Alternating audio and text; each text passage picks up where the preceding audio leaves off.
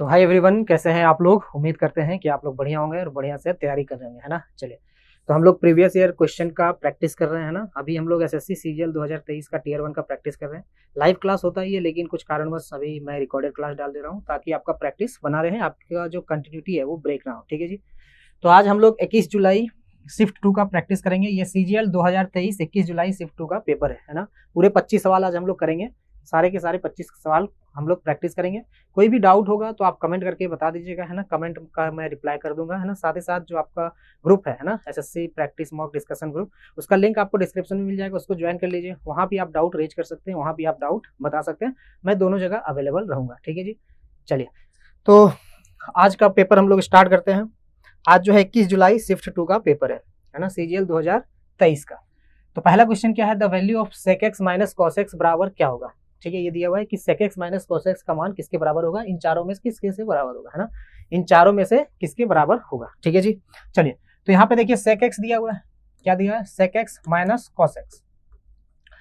तो अब क्या होगा, सेक एक्स बराबर क्या होता है, ये हम लिख सकते हैं 1 बाय कॉस एक्स। क्या लिख सकते हैं, 1 by cos x minus cos x. ठीक है जी, क्लियर है।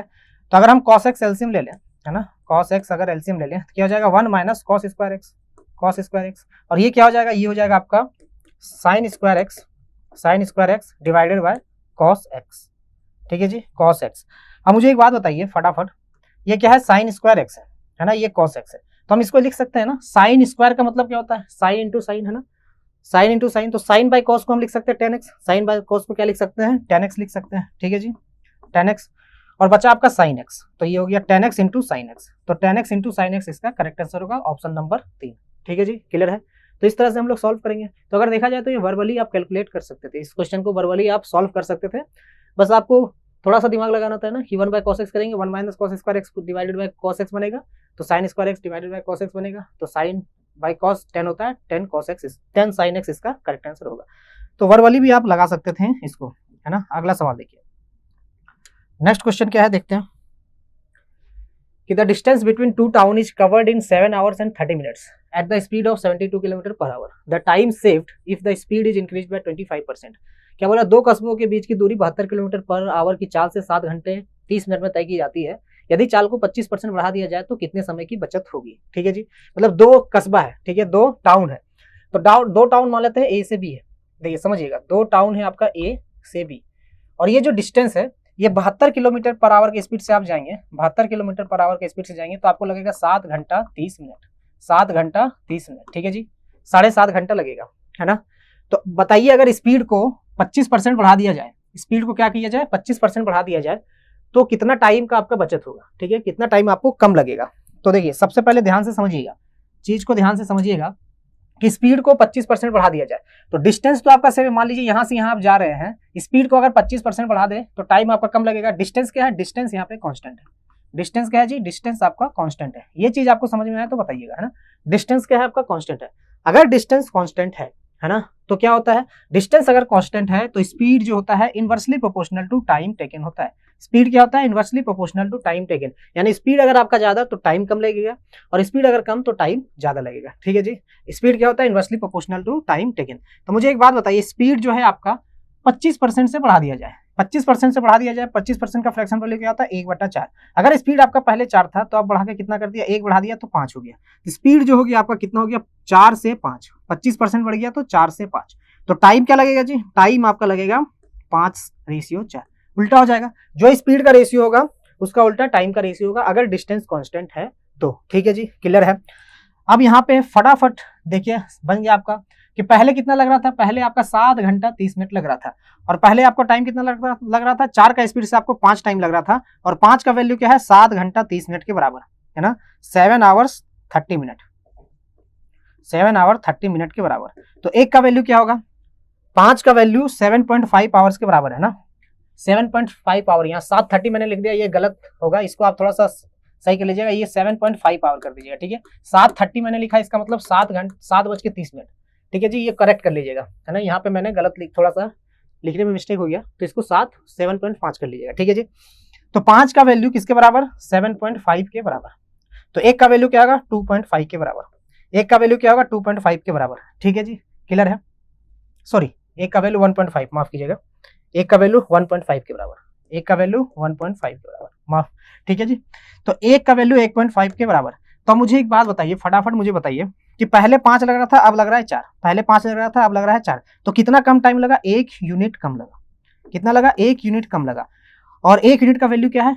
1.5 आवर्स के बराबर है। कितना है? 1.5 आवर्स के बराबर, ठीक है जी। तो 1.5 आवर्स मतलब क्या होता है? 1 घंटा 30 मिनट। तो 1 घंटा 30 मिनट का बचत करेगा, 1 घंटा 30 मिनट का बचत करेगा। पहले 5 लग रहा था, अब 4 लग रहा है, तो कितना कम लग रहा है? 1 यूनिट कम लग रहा है। 1 यूनिट का वैल्यू क्या है? 1.5 आवर्स के बराबर। तो 1 घंटा 30 मिनट का बचत करेगा, यानी 1 घंटा, इसमें 1 यूनिट का बचत कर रहा है ना, पहले 5 लग रहा था, अब 4 लग रहा है, तो 1 यूनिट का बचत कर रहा है, ठीक है जी। तो इसका आंसर होगा 1 घंटा 30 मिनट। क्लियर जी। चलिए अगला सवाल देखिए, बहुत ही बेहतरीन क्वेश्चन है ना। इसको आप दो तरीके से कर सकते हैं, एक वैल्यू पुटिंग से भी कर सकते हैं, दूसरा आप कॉमन लेके भी कर सकते हैं। कॉमन लेके कैसे करेंगे? देखिए यहाँ पे दिया है कि what is the value of 1/a minus 1/b minus 1/c if 2a minus 5/a minus 4b minus 5/b plus 6c plus 5/c equal to 0। तो आपको 1/a minus 1/b minus 1/c का वैल्यू निकालना है, ठीक है। क्लियर है। तो अगर आप यहाँ पे ध्यान से देखें तो ये जो आपका दिया हुआ है 2a माइनस 5/a, तो इसको हम ब्रेक करके लिख सकते हैं। क्या लिख सकते हैं? 2a/a माइनस 5/a लिख सकते हैं, बिल्कुल लिख सकते हैं। अगर आपका डिनोमिनेटर में सिंगल मतलब टर्म होगा, है ना, पॉलिनोमियल का सिंगल टर्म होगा, तो आप ब्रेक करके लिख सकते हैं। अगर आपका ऐसे रहता 2a बाय, मान लीजिए ऐसा रहता 2a बाय a माइनस 5 ऐसा रहता, तो आप 2 डिवाइडेड बाय a और 2a डिवाइडेड बाय 5 नहीं लिख सकते, ठीक है जी।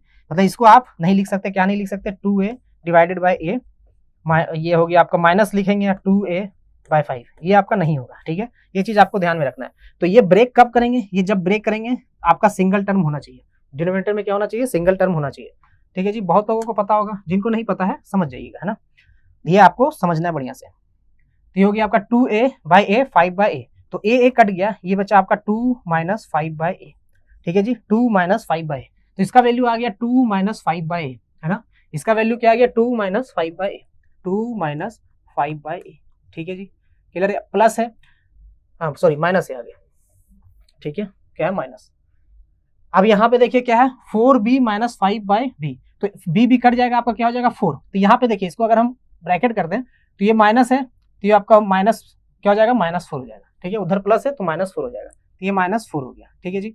अब यहाँ पे देखिए क्या है कि माइनस है और यहाँ माइनस है, यानी माइनस माइनस क्या हो जाएगा? प्लस हो जाएगा। माइनस है और ये भी माइनस है, तो माइनस माइनस प्लस क्या हो जाएगा? प्लस, तो प्लस 5/b हो जाएगा। क्या हो जाएगा जी? आपका प्लस 5/b, ठीक है जी। क्लियर है। अब यहाँ पे प्लस दिया हुआ है, सी काटेंगे तो 6 प्लस 5/c इक्वल टू क्या हो जाएगा? आपका 0 होगा, 0 दिया हुआ है। तो इसको क्या किया? ये जो आपका है ना, ये जो आपका एक्सप्रेशन है उसको हमने क्या किया? ब्रेक कर दिया, है ना। एक्सप्रेशन को क्या किया हमने? ब्रेक कर दिया। ब्रेक करके ये लिखा। अब यहाँ पे देखिए, अगर आप ध्यान दें तो 4 और 2 6 और 6, सॉरी यहाँ माइनस है ना, तो 6 और 2 8 माइनस 4, ये हो जाएगा आपका 4 minus 5/a plus 5/b plus 5/5/c, ये आपका 0 हो गया, ठीक है जी। अब यहाँ से आप लोग बना लेंगे आराम से, है ना। कैसे बनेगा? देखिए, अगर हम 4 लिखते हैं और माइनस यहाँ पे 5 कॉमन ले लेते हैं, -5 कॉमन ले लेते हैं, तो ये देखिए -5 कॉमन लेने पर ये क्या आ गया? 1/a, -5 अगर कॉमन ले लिए तो ये -1/b हो जाएगा, ठीक है जी। क्योंकि यहाँ प्लस है तो माइनस माइनस क्या हो जाएगा? प्लस हो जाएगा, और यहाँ -1/c हो जाएगा। और इसका वैल्यू क्या दिया? इसका वैल्यू आपका 0 आ गया, ठीक है जी। क्लियर है। अब यहाँ पे देखिए, अब यहाँ पे सीधे आप निकाल सकते हैं कि 1/a minus 1/b minus 1/c बराबर क्या होगा? ये होगा आपका, इसको क्या करेंगे? उधर ले जाएंगे तो +5 हो जाएगा, है ना। यहाँ से अगर हम 0 हटा देंगे, 0 हटा देंगे तो ये क्या हो जाएगा? 4 बराबर 5 into a by 1/a minus 1/b minus 1/c, ठीक है जी। तो ये हो जाएगा आपका 1/a minus 1/b minus 1/c equal to क्या आ जाएगा? 4/5। क्या हो जाएगा आपका? 4/5, ठीक है। क्लियर है। तो 4/5 इसका करेक्ट आंसर होगा, है ना। 4/5 इसका करेक्ट आंसर होगा। ऑप्शन नंबर 3 करेक्ट होगा। बहुत लोग एलसीएम लेके बनाएंगे ना, कि एलसीएम लेंगे, ABC लेके मल्टीप्लाई, नहीं, वो आपको करना नहीं है अगर आपको ध्यान में नहीं आ रहा। लेकिन एक चीज आप और भी कर सकते हैं, यहाँ पे इसका ये प्लस ये और ये बराबर क्या है? 0 है। तो अगर हम इसका वैल्यू 0 कर दें, इसका वैल्यू 0 कर दें, इसका वैल्यू 0 कर दें, तो 0 हो जाएगा ना। मतलब इस जो एक्सप्रेशन है, इस एक्सप्रेशन का वैल्यू 0 कर दें, इसका वैल्यू 0 कर दें, इसका भी वैल्यू जीरो करते हैं तो क्या हो जाएगा, पूरा जीरो हो जाएगा। लेकिन ये चीज आपको ध्यान रखना है कि डिनोमिनेटर में आपका जीरो नहीं आना चाहिए, है ना। मतलब आपका जो अनडिफाइंड वैल्यू नहीं होना चाहिए। अनडिफाइंड वैल्यू क्या होता है, जैसे 1/0 क्या होता है, अनडिफाइंड होता है ना। अगर डिनोमिनेटर में आपका जीरो होगा तो अनडिफाइंड होगा। अब देखिए इसको कैसे करेंगे, अगर आप वैल्यू पुटिंग मेथड से करेंगे तो किस तरह से करेंगे, इसको रफ कर देते हैं ना। तो हम क्या करते हैं, इसको अगर जीरो करेंगे तो a बराबर कितना लेना पड़ेगा, a बराबर 2.5 लेना पड़ेगा, है ना। 2.5 लेंगे तो ये 5 - 5 जीरो हो जाएगा। और b बराबर क्या लेंगे, b बराबर आपको 1.25 लेना पड़ेगा। कितना लेना पड़ेगा, 1.25। और c बराबर लेना पड़ेगा आपको माइनस, ये हो जाएगा आपका 6 काटना -5/6। कितना लेना पड़ेगा, -5/6। तो अब आप वैल्यू निकाल दीजिए 1/a यानी 1/2.5, ठीक है। माइनस कर रहे 1/b डिवाइडेड बाय 1/1.25। उसके बाद -1/c तो 1, और माइनस माइनस क्या होगा, इसी का वैल्यू क्या है, -5/6। सी का वैल्यू क्या है, -5/6। तो माइनस माइनस क्या हो जाएगा, प्लस। तो ये हो जाएगा प्लस, और 1 डिवाइडेड बाय 5 डिवाइडेड बाय 6 क्या होगा, ये हो जाएगा 6 ऊपर चला जाएगा तो ये हो जाएगा आपका 6/5। क्या हो जाएगा, 6/5। इसका वैल्यू आपको क्या दिया, इसका वैल्यू आपको निकालना है ना, इसी का वैल्यू निकालना है, ठीक है जी। चलिए अब फटाफट देख लीजिए, ये अगर हम काटेंगे तो ये होगा 10, ये काटेंगे तो 100, और ये आपका ऐसे ही है ना। तो हम सीधे अगर आप देखें तो ये हो जाएगा आपका 5, ये हो जाएगा आपका 2, ठीक है जी। ये 5 से काटेंगे तो ये 25 से काट दीजिए, 25 5 125, 25 चौके 100। तो यहाँ पे अगर देखें तो 5 एलसीएम आ गया, क्या आ गया, 5 एलसीएम आ गया। तो ये हो गया 2 - 4 + 6 डिवाइडेड बाय 5। तो ये हो जाएगा 6 2 8 -4 यानी 4/5। कितना हो गया, 4/5 इसका करेक्ट आंसर होगा। तो वैल्यू पुटिंग मेथड से भी आप कर सकते थे, 0 0 आपको बनाना था, ठीक है जी, क्लियर है। तो ऑप्शन नंबर 3 क्या होगा, करेक्ट होगा, है ना। चलिए तो दोनों तरीके से कर सकते हैं, लेकिन ये अगर आपके दिमाग में आ गया तो तुरंत आप कर लेंगे। अगर आपको कॉमन पता चल गया तो तुरंत ये कैलकुलेट करने की जरूरत नहीं, ये वाला टर्म आप ले आए ना, ये आपके दिमाग में आ गया तो आप आंसर ले आएंगे, है ना। ये भी करने की जरूरत नहीं होगी, तो ये थोड़ा सा आपको प्रैक्टिस से ही आएगा, है ना। चलिए अगला सवाल क्या है, to earn a 12% profit a shopkeeper sells a television for ₹22,400. What should be the selling price in rupees of the television if he wants a double profit? ठीक है जी, क्वेश्चन समझिएगा कि 12% लाभ अर्जित करने के लिए एक दुकानदार एक टेलीविजन को 22,400 में बेचता है। यदि वह दुगना लाभ चाहता है तो टेलीविजन का विक्रय मूल्य रुपीज में क्या होना चाहिए, यह क्वेश्चन आपसे पूछा गया है। एक आदमी कोई टेलीविजन को 12% प्रॉफिट में बेचता है, तो मुझे एक बात बताइए, सबसे पहले कॉस्ट प्राइस क्या होता है, कॉस्ट प्राइस हमेशा आपका 100% होता है ना, 100% होता है। सेलिंग प्राइस क्या होता है, सेलिंग प्राइस होता है आपका कॉस्ट प्राइस प्लस प्रॉफिट, है ना। तो कॉस्ट प्राइस अगर आपका 100% है और प्रॉफिट कितना है 12%, तो सेलिंग प्राइस कितना हो जाएगा आपका 112%, ठीक है जी, 112%। तो यहाँ पे बोला है 12% प्रॉफिट करने के बाद शॉपकीपर जो है 22,400 में बेचता है, यानी ये सेलिंग प्राइस है। क्या है, सेलिंग प्राइस। तो किसका वैल्यू है, 112% का वैल्यू है, ठीक है जी, क्लियर है। तो 112% का वैल्यू, 112% का वैल्यू क्या है, 22,400। कितना है, 22,400 रुपया। यहाँ तक सबको क्लियर है। चलिए ये सिंपल है। अब बोल रहा है what should be the selling price of the television if he wants the double profit. अब उसको प्रॉफिट डबल चाहिए, क्या चाहिए, प्रॉफिट डबल चाहिए। यानी पहले प्रॉफिट उसका कितना था, 12% था। पहले प्रॉफिट कितना था आपका, 12% था, है ना। अब प्रॉफिट कितना चाहिए, अब प्रॉफिट उसको डबल चाहिए, यानी अब प्रॉफिट कितना चाहिए, 24% का प्रॉफिट चाहिए, है ना। यानी अब जो सेलिंग प्राइस क्या होगा, अब जो सेलिंग प्राइस होगा 100 + 24 यानी 124%। अब क्या होगा सेलिंग प्राइस, 124%, ठीक है जी। तो यहाँ 112% का वैल्यू ये है ना। तो अगर हमको और 12% का वैल्यू निकल जाएगा और इसमें हम 12% का वैल्यू जोड़ देंगे तो 124% हो जाएगा, है ना। जैसे मान लीजिए 112% है, इसमें हम प्लस 12% कर दें, ठीक है जी, तो ये हो जाएगा आपका 124%, ठीक है। तो 112% का वैल्यू आपको पता है, अगर ये 12% का वैल्यू मिल जाए और हम इसमें जोड़ देंगे तो 124% का वैल्यू निकल जाएगा, है ना, 124% का वैल्यू निकल जाएगा। तो यहाँ पे फटाफट बताइए 112% का वैल्यू दिस, तो 1% का वैल्यू क्या होगा, 1% का वैल्यू होगा 112 से काटिएगा तो हो जाएगा आपका 2000। कितना हो जाएगा, 2000, ठीक है जी। कितना हो गया, 2000। 112 गुना 2 करेंगे तो 224 आएगा, सॉरी 200 होगा, माफ कीजिए। 112 गुना परसेंट 112 गुना 2, ठीक है, 224 सर 200, ठीक है, 200 होगा। 1% का वैल्यू क्या हो गया, 200 हो गया, ठीक है जी। 1% का वैल्यू कितना हो गया, 200। यहाँ तक सबको क्लियर है ना। 1% का वैल्यू 200। अब मुझे अगर 12% का वैल्यू निकल जाएगा तो हम निकाल देंगे, है ना। तो अब यहाँ पे इसको हटा दीजिए, ठीक है, आपको 1% का वैल्यू निकाल दिया मैंने। 1% का वैल्यू कितना लाया, 200 लाया, 1% का 200। तो अब यहाँ पे 12% का कितना होगा, 1% का 200, तो 12% का कितना हो जाएगा, 2400। कितना हो जाएगा, 200, 2400, ठीक है, 1% का वैल्यू अगर आपका 200 के बराबर है तो 12% कितना हो जाएगा, 12 से गुना कर देंगे, 2400 रुपया, है ना, 2400। तो अब इसको जोड़ दीजिए, इधर भी जोड़ने पर कितना आ गया, 124%, और इसका वैल्यू क्या हो गया, 008 24,800। तो 24,800 इसका करेक्ट आंसर होगा, ऑप्शन नंबर 2। ठीक है जी, क्लियर है। तो सिंपल आपका था ये, है ना, सिंपल क्वेश्चन था। चलिए नेक्स्ट क्वेश्चन देखते हैं। AB equal to 28 centimetre, CD बराबर 22 centimetre are two parallel chords on the same side of the centre of a circle. The distance between them is 4 centimetre. The radius of circle is, बढ़िया question है, consider up to 2 decimal places. तो देखिए यहाँ पे क्या है, एक AB code है, ठीक है, AB जो है 28 सेंटीमीटर का है, CD जो है 22 सेंटीमीटर का। एक वृत्त के केंद्र के एक ही तरफ दो समानांतर जीवाएं हैं। जीवाएं क्या होता है, कोड होता है।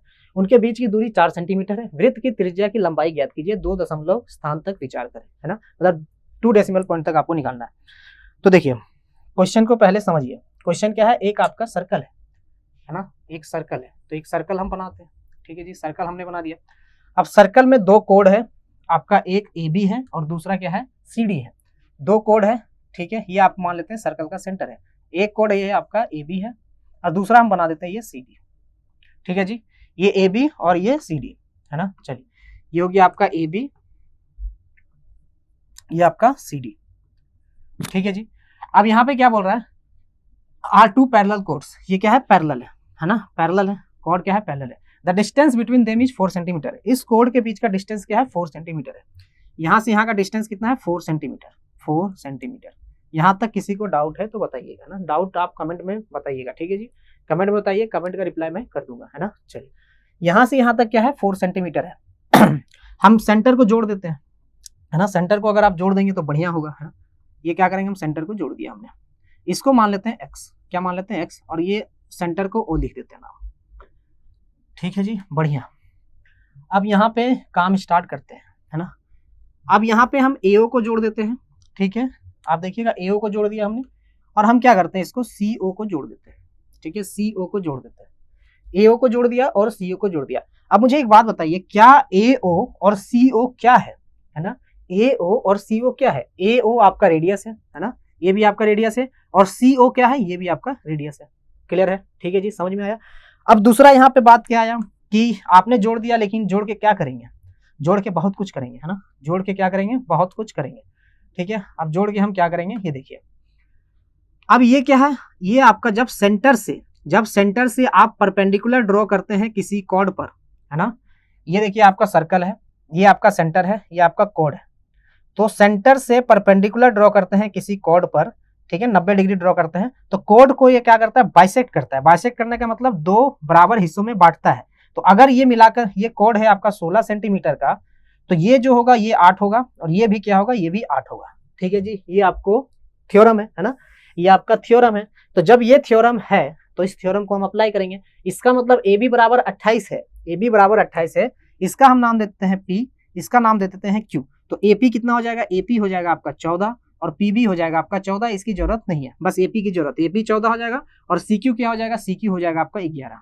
ठीक है जी, क्लियर है, यहाँ तक सबको क्लियर है। CQ क्या हो जाएगा, CQ हो जाएगा आपका 11, और ये होगा 14, है ना। अब मुझे एक बात बताइए, पाइथागोरस थ्योरम आपने पढ़ा होगा, है ना, पाइथागोरस थ्योरम पढ़ा होगा कि जब राइट एंगल ट्रायंगल होता है, ये क्या है, परपेंडिकुलर है ना, डिस्टेंस भी आपका परपेंडिकुलर मेजर करते हैं। तो राइट एंगल ट्रायंगल आपने पढ़ा होगा कि पाइथागोरस थ्योरम में, कि राइट एंगल ट्रायंगल में क्या होता है, हाइपोटेन्यूस का स्क्वायर, परपेंडिकुलर का स्क्वायर प्लस बेस का स्क्वायर होता है। यानी R का स्क्वायर क्या होगा, ये होगा आपका 14 का स्क्वायर प्लस x का स्क्वायर। ठीक है जी, क्लियर है, 14 का स्क्वायर प्लस x का स्क्वायर, है ना। चलिए बहुत बढ़िया। और इधर भी R का स्क्वायर क्या होगा, ये हो जाएगा आपका 11 का स्क्वायर प्लस 4 प्लस x का स्क्वायर। ये 4 प्लस x क्यों लिया, क्योंकि यहाँ पे देखिए ये हो गया आपका, मान लेते हैं बेस, और इसको अगर आप परपेंडिकुलर मानते हैं तो ये 4 है और ये x है, तो कितना हो गया, ये जो पार्ट है आपका OQ, ये हो जाएगा 4 प्लस x, कितना हो जाएगा 4 प्लस x, और ये कितना है 11, तो 11 का स्क्वायर प्लस 4 प्लस x का स्क्वायर हो गया आपका R। अब यहाँ दोनों R है, क्या है, यहाँ भी R स्क्वायर है, यहाँ भी R स्क्वायर है ना, इन दोनों जगह में R है, इन दोनों प्लेस में R है, यहाँ भी R स्क्वायर, यहाँ भी R स्क्वायर। तो इसका मतलब ये और ये क्या होगा, इक्वल होगा। यानी 14 का स्क्वायर प्लस x का स्क्वायर क्या होगा आपका, 14 का स्क्वायर हो गया आपका 196 प्लस x का स्क्वायर। ठीक है जी, ये किसके बराबर होगा, ये होगा आपका 11 का स्क्वायर प्लस 4 प्लस x का होल स्क्वायर। अगर इसको ब्रेक करेंगे तो हो जाएगा 16, 11 का स्क्वायर का आप सीधे 121 लिख दीजिए, ठीक है, 121 प्लस ये 16 हो जाएगा, 4 चौके 16 प्लस 4 दूनी 8x प्लस एक्स स्क्वायर। अब मुझे एक चीज बताइए, है ना, आपको मैं बता रहा हूँ कि आप बोलिएगा कि है ना इस टाइप के क्वेश्चन में तो बहुत टाइम टेकिंग लगेगा, टाइम टेकिंग होगा, है ना, बहुत ज्यादा आपको समय लगेगा, देना पड़ेगा, है ना, क्योंकि कुछ क्वेश्चन ऐसे होते हैं जिसमें आपका समय लगेगा, कुछ क्वेश्चन होते हैं जिसमें आपको समय नहीं देना पड़ेगा, जैसे पहला वाला क्वेश्चन आपने किया उसमें समय देना नहीं पड़ेगा आपको, है ना। तो इसी तरह क्वेश्चन सेट किया जाता है कि कुछ टफ क्वेश्चन होंगे, मतलब टफ करने का मतलब कैलकुलेटिव, और कुछ जो होंगे इजी होंगे, जो आपका डायरेक्ट थ्योरम से या फिर आप थोड़ा सा भी दिमाग लगाएंगे तो बन जाएंगे। तो यही कॉम्बिनेशन होता है, और ये कॉम्बिनेशन आपको, इसी कॉम्बिनेशन में आपको प्रैक्टिस करना है, इसी कॉम्बिनेशन को आपको सीखना है, ठीक है जी। तो देखिए, अगर इसमें टाइम लगा तो दूसरे क्वेश्चन में हम लोग टाइम रिड्यूस करेंगे। किस क्वेश्चन में रिड्यूस करेंगे आगे हम लोग देखेंगे, है ना। ये भी आपका क्वेश्चन आसान हो जाता अगर ये ट्रिपलेट बनता, है ना, ट्रिपलेट बनता, कोई ट्रिपलेट का वैल्यू आता जैसे 4 5 6 जो आपने याद किया, 4 5 सॉरी 3 4 5, माफ कीजिएगा, 4 5 6 नहीं होता है, गलती हो गया मेरे से, 4 5 6 नहीं होता है, 3 4 5 हो गया, ठीक है, 12 13 5, है ना, 5 12 13 हो गया। ये अगर ट्रिपलेट बनता तो आपका क्या होता, आसान हो जाता है, लेकिन यहाँ बन नहीं रहा है, यहाँ पे अलग वैल्यू आ रहा है, तो आपको थोड़ा सा कठिन होगा, लेकिन इसका भी कठिनाई हम लोग दूर करेंगे। जब भी आप इस टाइप का क्वेश्चन बनाए, है ना, जब भी आपका ट्रिपलेट नहीं बने, ट्रिपलेट तो बेसिकली ये नहीं बन रहा है, तो आपको क्या करना है, आपको डायरेक्ट जो है ना ये रिजल्ट लाना है। अब आप कैसे लाएंगे ये रिजल्ट, इसका एक ही उपाय है, प्रैक्टिस, है ना। ये रिजल्ट आपको, ये तो मैंने आपको पूरा जो डायग्राम बताया ये तो समझाने के लिए बताया, ये भी आपको समझाने के लिए बताया, लेकिन एग्जाम जो ओरिएंटेड अप्रोच होता है, एग्जाम में आप क्या करेंगे, एग्जाम में सीधे आपको ये स्टेप लाना है ना, सीधे आपको ये स्टेप लाना है। और ये कैसे आएगा, बस इसका एक ही सॉल्यूशन है, वो क्या है, प्रैक्टिस। जितना आप प्रैक्टिस करेंगे आप स्टेप को और रिड्यूस करना सीख जाएंगे कि कहाँ आपको स्टेप रिड्यूस करना है, ठीक है जी। चलिए, तो यहाँ पे एक्स स्क्वायर कट गया, है ना, तो 8x बराबर क्या हो गया, ये हो गया 196 माइनस यहाँ हो गया 137, इसका वैल्यू क्या गया, दोनों को सम करेंगे तो 137, 196 माइनस 137 करेंगे तो 60 59, कितना हो गया 59, तो x बराबर कितना हो गया 59/8, ठीक है। 196 माइनस आप 36 माइनस कीजिए, है ना, 136 माइनस कीजिएगा तो 7 आएगा, सॉरी 60 आएगा, 60 में से फिर 1 माइनस करना पड़ेगा तो 59, तो x बराबर 59/8 आ गया। अब इसमें से किसी में x का वैल्यू भर दीजिए, आपका क्या बन जाएगा, मिल जाएगा आपको रेडियस मिल जाएगा, ठीक है, क्योंकि r का स्क्वायर आपको निकालना है, तो यहाँ पे किसी का x का वैल्यू भर दीजिएगा तो रेडियस मिल जाएगा। तो चलिए ऊपर वाले में भर देते हैं ना, 14 का स्क्वायर, तो r का स्क्वायर देखिए, r का स्क्वायर बराबर हो गया आपका 196 प्लस 59/8 का होल स्क्वायर। अब बोलिएगा भाई, आप बोलिएगा कि ये तो अब हमको इतना कैलकुलेशन करना पड़ेगा, इसका 59 का स्क्वायर निकालो, 8 16 8 64 से डिवाइड करो, फिर 196 जोड़िए, तो इसके लिए आता है आपका एक अप्रोक्सीमेशन मेथड, है ना, कि आपको अप्रोक्सीमेट वैल्यू मान के चलना पड़ेगा। यहाँ भी आपका अप्रोक्सीमेट दिया हुआ है ना, ये सब जो आंसर दिया ना सारे अप्रोक्सीमेट ही दिया हुआ है, तो आप भी थोड़ा सा अप्रोक्सीमेशन लगाएंगे। कैसे लगाएंगे देखिए, ये क्या है आपका 59 है, इसको मान लीजिए एक समय के लिए 60 है, ये क्या है 59, इसको मान लीजिए एक समय के लिए क्या है ये 60 है, तो 60/8 कितना होगा, 60/8 हो जाएगा आपका 15/2 यानी 7.5, 60/8 कितना हो जाएगा, 60/8 हो जाएगा आपका, ये आप अगर 4 से काटेंगे तो 4 दूनी 4 5 15 चौके 60, ये हो जाएगा आपका 7.5। अब 7.5 का स्क्वायर निकालना आसान है ना जी, 7.5 का स्क्वायर निकालना आसान है। कैसे निकालेंगे देखिए, 75 का स्क्वायर क्या होता है, 5 5 25 और 8 7 56, 56 25। अब यहाँ पे 2 इधर से आपका लेफ्ट से जाएंगे तो 2 डिजिट के बाद डेसिमल आएगा, तो हो जाएगा आपका 196 प्लस 56.25, ठीक है जी, 196 प्लस 56.25। अब यहाँ पे आर स्क्वायर है ना, यहाँ पे क्या है आपका आर स्क्वायर है। अब ये हम आर स्क्वायर की जगह क्या करते हैं, इसको सिर्फ आर बना देते हैं, है ना, ये कर देते हैं आर, तो जब आर बनाएंगे तो ये क्या हो जाएगा आपका अंडर रूट, ठीक है, तो ये हुई हो जाएगा आपका अंडर रूट, ठीक है जी। तो यहाँ पे देखिए, इसको रफ कर दें, है ना, इसको रफ कर देते हैं, यहाँ पे लिख देते हैं x बराबर आपका 59/8, ठीक है जी। तो यहाँ पे 196 प्लस 56.25, तो इसका अगर हम वैल्यू लेंगे तो क्या आएगा 252.25, क्या आएगा 252.25।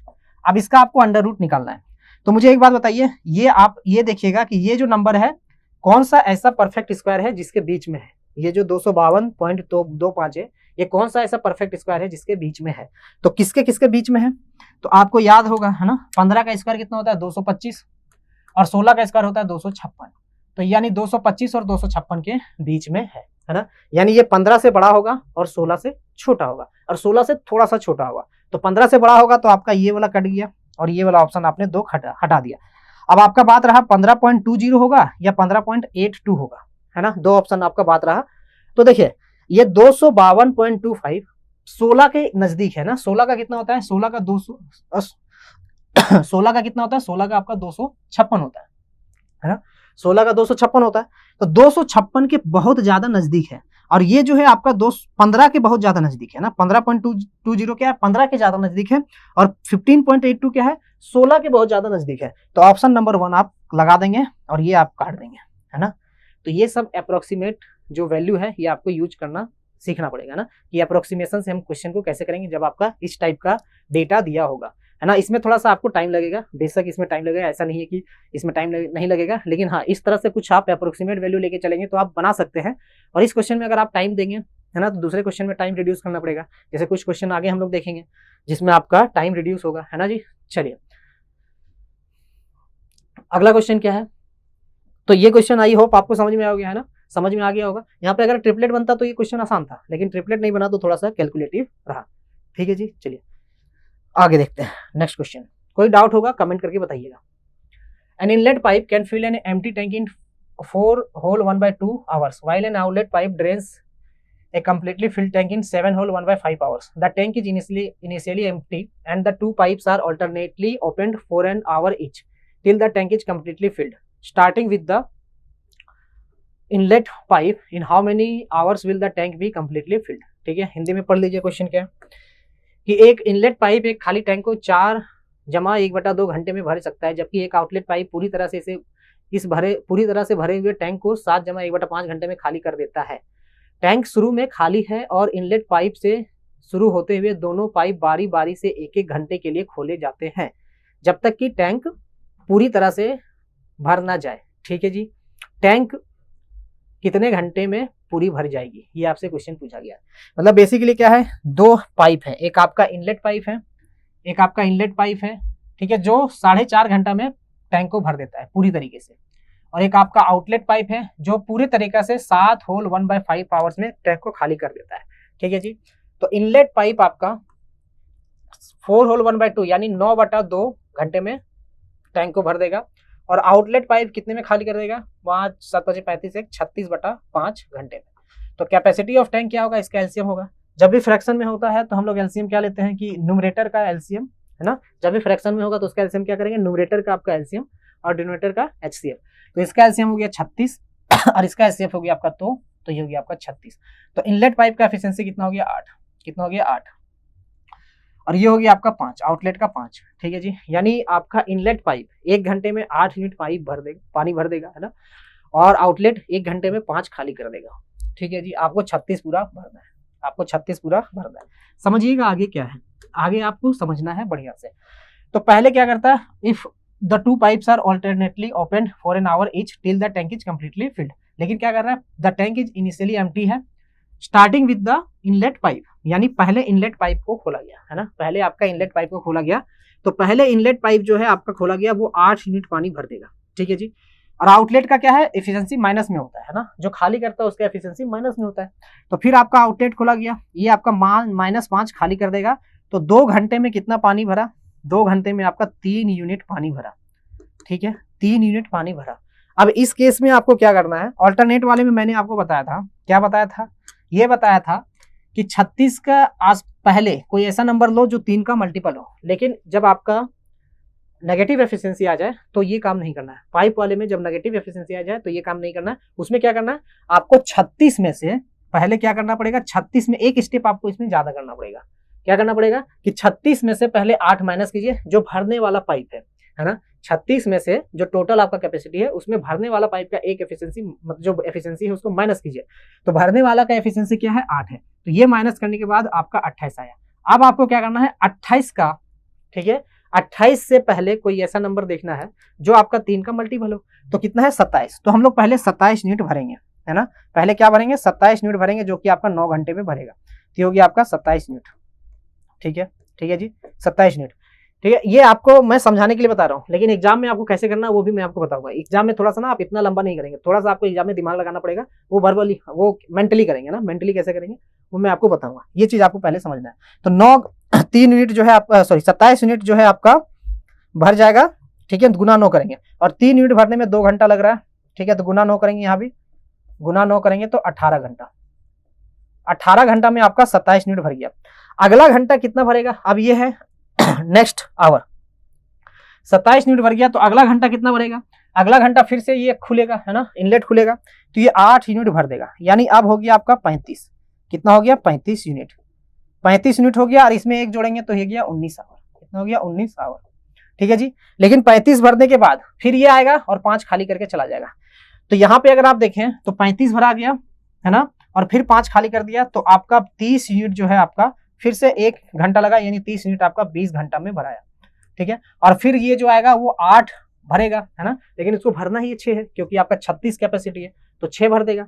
तो 8 यूनिट पूरे 1 घंटे में भरता है, 8 यूनिट पूरे 1 घंटे में भरता है, तो 6 यूनिट भर देगा। 6 यूनिट को भरने में कितना टाइम लगेगा, 6/8 यानी 3/4 घंटा, 3/4 आवर।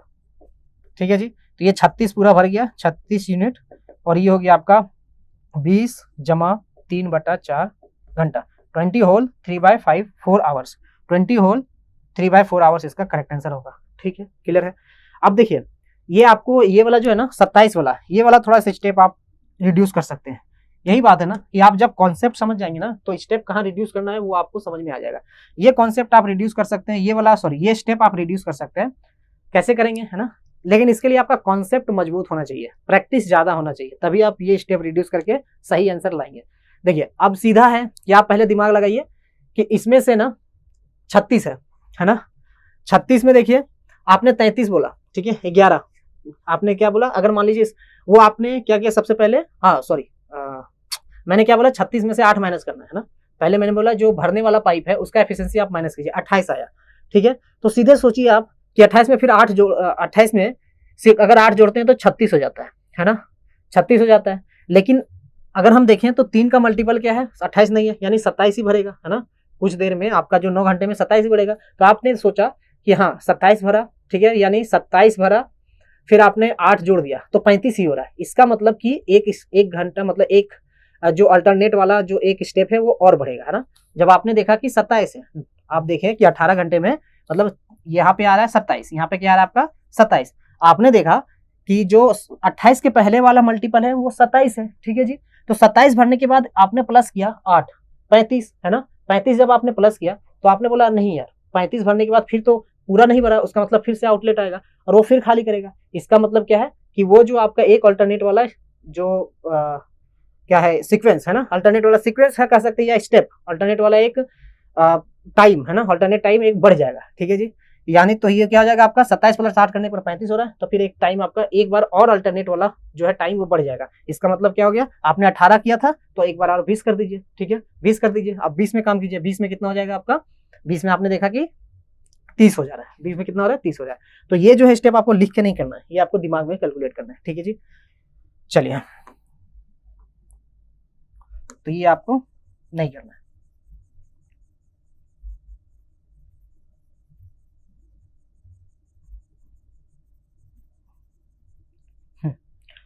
ठीक है, चलिए तो समझ में आया कैसे करना है। तो बेसिकली आपको पहले एफिशिएंसी माइनस करना है ना, माइनस करने के बाद आपको इसके आसपास इसके मल्टीपल देखना है। तो 27 आपने देखा, 27 प्लस 8 35 किया आपने, तो बोला नहीं भाई काम नहीं बन रहा है ना, 35 तो भरा नहीं रहा है पूरा, तो फिर 27 प्लस 3 करेंगे, है ना।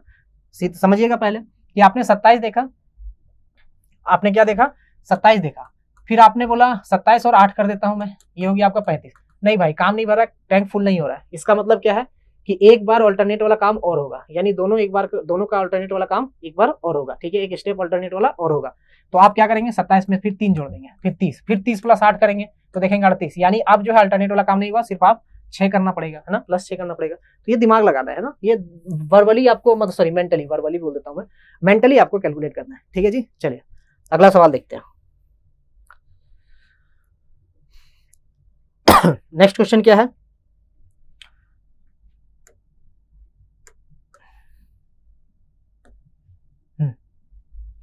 ये देखिए। अब देखिए इस टाइप के क्वेश्चन में आपका टाइम बचेगा ना, ये तो आपको तो रटा गया होगा इस टाइप का क्वेश्चन, है ना, क्योंकि ये हर शिफ्ट में आ रहा है। x minus 1/x equal to 2√2 है, तो x का पावर 6 प्लस x का पावर प्लस 1/x का पावर 6 चाहिए। तो x का पावर 6 प्लस 1/x का पावर 6 निकालने के लिए आपको दो तरीका चाहिए ना। पहला आप क्या कीजिए x स्क्वायर प्लस 1/x² निकाल लीजिए, फिर उसका क्यूब कर दीजिए। x स्क्वायर प्लस 1/x² को क्या कीजिए, दोनों का क्यूब कर देंगे, है ना, कि एक्स स्क्वायर प्लस 1/x² निकालेंगे, फिर आप क्यूब कर देंगे तो एक्स क्यूब एक्स का पावर 6 प्लस 1/x का पावर 6 आ जाएगा। ठीक है जी। तो सबसे पहले आप एक्स स्क्वायर प्लस 1/x² निकालना पड़ेगा, और एक्स स्क्वायर प्लस 1/x² निकालने के लिए आपको क्या चाहिए, एक्स प्लस 1/x। तो x माइनस 1/x का वैल्यू अगर 2√2 है, अगर k है, तो आप क्या कहते हैं, x प्लस 1/x का वैल्यू क्या होता है, ये होता है आपका k² प्लस 4। मैंने आपको बताया था x माइनस 1/x का वैल्यू अगर k है तो x प्लस 1/x का वैल्यू क्या होगा, k² प्लस 4 हो जाएगा। ठीक है जी। तो ये होगी आपका 2 दूनी 4 दूनी 8, 2 दूनी 4, 4 दूनी 8। ठीक है, ये हो गया आपका √12। कितना हो गया आपका, √12। तो x प्लस 1/x क्या हो गया, √12, है ना। तो x स्क्वायर प्लस 1/x² क्या होगा, x स्क्वायर प्लस 1/x² होगा आपका √12 का स्क्वायर, √12 का स्क्वायर माइनस 2, है ना, k² माइनस 2 होगा, ये हो जाएगा आपका 10। तो 10 हो गया तो सीधे आपका 970 आ गया आंसर, है ना।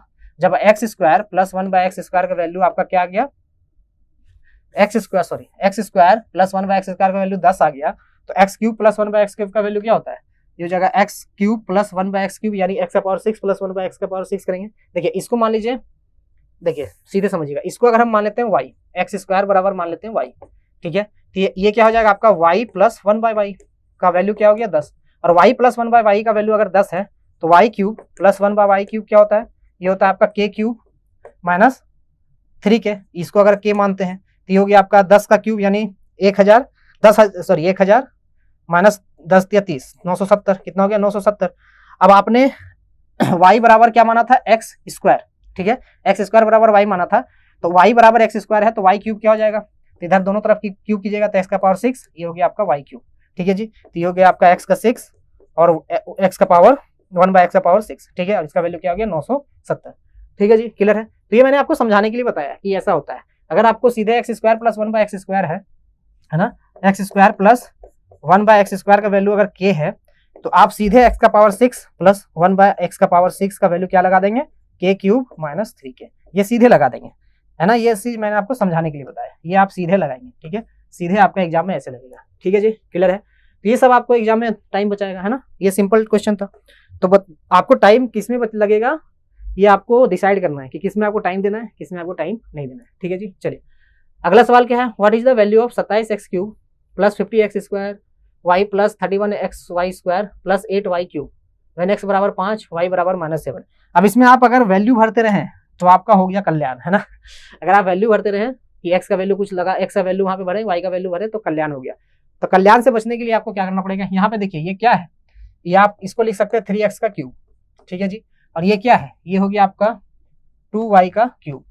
ठीक है जी, ये क्या हो गया 3x का क्यूब, और ये हो गया आपका 2y का क्यूब। तो हम सीधे 3x माइनस 2y का होल क्यूब का फॉर्मूला लगाएंगे। क्या लगाएंगे, 3x प्लस 2y, माफ कीजिएगा 3x प्लस 2y करेंगे, 3x माइनस 2y नहीं, 3x प्लस 2y का होल क्यूब का फॉर्मूला लगाएंगे। ठीक है, ये होता है आपका, ये हो गया 27x²। ठीक है जी, ये 27x³ माफ कीजिएगा 27x³ प्लस ये होता है 3x²y। तो x क्या है आपका 3x, तो हो गया 3 इंटू 9 × 27 तो 54x² प्लस क्या होगा आपका 3 गुना 3 9 9 चौके 36 36xy² प्लस क्या हो गया 8y³। ठीक है जी, यहां तक समझ में आया, है ना। इसका वैल्यू क्या आ गया, इस 3x प्लस 2y का वैल्यू 10 आ गया, है ना, ये 10 आ गया। लेकिन आपसे पूछा गया है इसका value 27x³ plus 58x² plus 31xy² minus plus 8y³। अब इसमें देखिए 8y³ तो आपका है इस एक्सप्रेशन में, इसमें 27x² है, लेकिन यहाँ पे 58x² है। क्या है आपका 58x² 58x² है। तो क्या इसमें अगर हम 4x² जोड़ दें, ठीक है 4x² जोड़ दें तो ये 58 हो जाएगा। तो इसमें आप 4x² जोड़ दीजिए। ठीक है जी, प्लस आप प्लस नहीं करेंगे, आप देखते हैं आगे क्या है।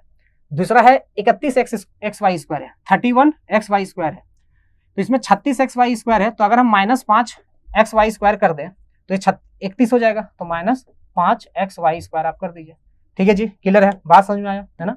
तो ये जो है आपका, ये आपका बन गया, है ना, दोनों आपका बराबर हो गया। तो अब इसका वैल्यू क्या हो गया, बेसिकली आप यहाँ कैलकुलेट करेंगे, क्या होगा 3x प्लस 2y का होल क्यूब प्लस आपको इसका वैल्यू निकालना पड़ेगा, है ना। इसका वैल्यू तो आप सीधे निकाल देंगे, x का वैल्यू रखेंगे 5 तो हो गया 15, क्या हो गया 15, और y का वैल्यू -7 रखेंगे तो 15 - 14 1। ठीक है, ये 1 का क्यूब 1 हो गया। ठीक है जी, अब यहाँ पे जो बचा हुआ है इसका वैल्यू निकालना है। ठीक है जी, यहाँ पे जो बचा हुआ इसका वैल्यू निकालना है। इसमें भी आप कॉमन ले सकते हैं, क्या ले सकते हैं कॉमन, एक्स वाई, है ना, एक्स वाई दोनों में कॉमन हो जाएगा, तो एक्स वाई कॉमन ले लिया आपने, ये हो जाएगा आपका 4x, ये हो जाएगा -5y, ठीक है जी, 4x - 5y। अब मुझे फटाफट बताइए, यहाँ पे सीधे निकाल देंगे x y value, x y का वैल्यू क्या होगा, यानी -35, क्या हो गया आपका -35, ठीक है जी, क्लियर है। और 4x हो गया आप 5 चौके 20, ये हो गया आपका 20, और ये हो गया +35, 7 × 5 = 35, तो ये हो गया आपका 55, ठीक है, क्या हो गया आपका 55, है ना, 1 + 35 गुना -35 गुना 55। मैंने आपको हर क्लास में नहीं बताया, लास्ट क्लास में बताया था, पहले भी बताया कि जब आपका यूनिट डिजिट में 5 होगा, है ना, यूनिट डिजिट में 5 होगा तो आपको मल्टीप्लाई कैसे करना है। तो जैसे यहाँ पे 35 है और ये 55 है, तो कैसे मल्टीप्लाई करेंगे, सबसे पहले क्या करेंगे, जो यूनिट डिजिट के अलावा डिजिट है, यानी 3 और 5, इसको पहले मल्टीप्लाई कीजिए, कितना आया 15, कितना आया 15। अब इन दोनों का एवरेज ले लीजिए, 5 और 3 का एवरेज क्या होगा, 5 और 3 8/2 4, 19, कितना हो गया 19। अब इसमें 100 से गुना कर दीजिए, 1900। अब 1900 में क्या कीजिए, 5 × 5 जोड़ दीजिए, यानी 25, तो ये हो जाएगा आपका 1925, क्या हो जाएगा आपका 1925। सिंपल कैलकुलेशन है ना, लास्ट में 5 रहेगा तो ये हो जाएगा 1 - 1925, इसका वैल्यू क्या होगा -1924 इसका करेक्ट आंसर होगा। तो सिंपल है ना, इसमें भी आप टाइम बचा सकते हैं। चलिए अगला सवाल देखिए, अब इसमें फटाफट टाइम बचाएंगे ना, इस टाइप के क्वेश्चन में हम लोग एकदम पूरा भरपूर टाइम बचाएंगे। देखिए ये दिया हुआ है 3 का पावर 2, यानी कितना हो गया 3 का पावर 2 9 स्क्वायर, कितना है आपका 9 स्क्वायर, और यहाँ पे क्या है आपका, ये आपका हो गया 9 का स्क्वायर, ठीक है जी। और सबसे पहले हम लोग देखेंगे यहाँ पे क्या होता है, डिवीजन होता है ना, बोर्ड मास में सबसे पहले डिवीजन होता है, तो ये हो जाएगा आपका +3 × 1, ठीक है, -3, तो 9 का स्क्वायर +3 × 1 3 -3, ये हो गया आपका 0, क्या हो गया 0, तो 9 का स्क्वायर +0 क्या होता है आपका 9 का स्क्वायर, तो 9 का स्क्वायर इसका करेक्ट आंसर होगा, है ना, 9 का स्क्वायर क्या होगा करेक्ट आंसर होगा। आपने स्क्वायर में इसलिए नहीं, अभी हमने स्क्वायर में इसलिए इसको नहीं तोड़ा, है ना, 81 इसलिए नहीं लिखा क्योंकि आपका ऑप्शन में भी देख के चलना है कि ऑप्शन में आपको स्क्वायर में दिया है, तो हो सकता है ये आंसर आ सकता था, है ना, या 3 का स्क्वायर आता तो हम लोग 9 हो जाता, अगर 9 हो जाता है ना। तो चलिए, तो ऑप्शन में आपको देख के भी आपको सॉल्व करना पड़ेगा कि ऑप्शन में आपका स्क्वायर में था तो इसको ब्रेक करेंगे क्यों, टाइम क्यों लगाएंगे, है ना, ब्रेक करने में। चलिए अगला सवाल देखते हैं। अब देखिए इस टाइप के क्वेश्चन में आप बचा सकते हो टाइम, है ना, सिंपल क्वेश्चन है कि if triangle ABC is right angle at B, एक ट्रायंगल है आपका ABC right angle at B, है ना, एक ट्रायंगल है आपका ABC राइट एंगल बी में है, ABC, ये 90 डिग्री है, ठीक है जी। कह रहा है AB बराबर 12 है, AB बराबर 12 है, और CAB कितना है, CAB 60 डिग्री है, ये आपका 60 डिग्री है, ठीक है जी। Determine the length of BC, आपको ये निकालना है ना। तो सीधे बताइए, इसमें हम tan थीटा का वैल्यू लगा देंगे ना, tan का वैल्यू लगा देंगे, तो ये हो जाएगा आपका, देखिए यहाँ कितना दिया, CAB आपका 60 है, माफ कीजिएगा, CAB 60 है, ये आपका 60 है, ये आपका 60 है, तो ये कितना हो जाएगा, ये हो जाएगा आपका 30 डिग्री, कितना हो जाएगा 30 डिग्री। या फिर यहाँ से भी 30 निकालने की भी जरूरत नहीं है, यहाँ से भी आप कर सकते हैं। ये अगर आपका CAB 60 है ना, ये आपका 60 है, तो ये 60 है, तो यहाँ पे हम tan 60 क्या हो जाएगा, tan 60 होता है, ये आपका P हो जाएगा परपेंडिकुलर, ये हो जाएगा बेस, tan 60 क्या होता है √3, तो √3 बराबर क्या हो जाएगा P/12, P/B होता है, √3 बराबर क्या होगा P/B, तो P बराबर क्या होगा 12√3, तो 12√3 इसका करेक्ट आंसर होगा, है ना। तो ऑप्शन नंबर 1 क्या होगा करेक्ट होगा, तो इसमें आप टाइम बचा सकते हैं, ठीक है जी, इस सब क्वेश्चन में टाइम बचेगा। तो सीधे एक चीज आपको याद रखना है कि अगर थीटा, है ना, थीटा अगर थीटा 30 डिग्री है, क्या है 30 डिग्री, और ये अगर x है तो ये आपका x√3 होता है, ठीक है जी, ये चीज आपको ध्यान रखना है। और अगर आपका थीटा 60 डिग्री है, ठीक है, थीटा अगर 60 डिग्री है, ठीक है, और ये अगर x है तो ये होगा x/√3, ठीक है जी, ये 60 डिग्री है ना। तो यहाँ पे देखिए, तो ये और यही अगर ये x है तो ये हो जाएगा आपका x√3, यही अगर आपका x है तो ये x√3 हो जाएगा। तो यहाँ पे x आपका क्या था, यहाँ पे x आपका 12 था, तो ये क्या हो जाएगा 12√3, है ना। ये चीज आपको ध्यान रखना, ये सब चीज ना अगर ध्यान रखेंगे तो यहाँ कैलकुलेशन भी करने की जरूरत नहीं है आपको, ठीक है जी। चलिए अगला सवाल देखते हैं। The side of 2 similar triangle are in the ratio 5:7, the areas of this 2 triangles are in the ratio 25:49, ठीक है, तो 25:49 इसका करेक्ट आंसर होगा। इसमें टाइम बचाएंगे, है ना। देखिए साइड ऑफ 2 सिमिलर ट्रायंगल, जैसे 2 ट्रायंगल सिमिलर होता है तो साइड का रेशियो क्या होता है, जैसे साइड हम मान लेते हैं S1/S2, इसका जो स्क्वायर का रेशियो होता है, इसका जो स्क्वायर का रेशियो होता है वो एरिया का रेशियो होता है, ठीक है। तो एरिया 1 बाय एरिया 2, ठीक है, एरिया 2 इसका रेशियो के बराबर होता है। साइड का जो स्क्वायर का रेशियो होता है वो एरिया का रेशियो के बराबर होता है। तो साइड का स्क्वायर का रेशियो क्या हो गया, 5 5 25, 5 5 25 और 7 7 49, ये हो गया एरिया 1 बाय एरिया 2, ठीक है जी, एरिया 2। तो 25:49 इसका करेक्ट आंसर होगा। इस टाइप के क्वेश्चन में टाइम बचेगा आपका, है ना। अगला सवाल देखिए कि Amit can complete a piece of work in 5 hours, Jeevan and Paul together can complete it in 4 hours, while Amit and Paul together can complete it in 3 hours. Approximately how many hours जीवन alone take to complete the work, ठीक है, rounded off the nearest integer। समझिएगा question कि अमित एक काम को 5 घंटे में पूरा कर सकता है, जीवन और पॉल मिलकर इसे 4 घंटे में पूरा कर सकते हैं, जबकि अमित और पॉल मिलकर इसे 3 घंटे में पूरा कर सकते हैं। अकेले जीवन को काम को पूरा करने में लगभग कितने घंटे लगेंगे, है ना। सिंपल क्वेश्चन है कि अमित जो है कोई काम को 5 घंटे में कर सकता है, अमित 5 घंटे में कर सकता है। जीवन और पॉल मिलकर काम को 4 घंटे में करते हैं, जबकि अमित और पॉल मिलकर काम को 3 घंटे में करते हैं।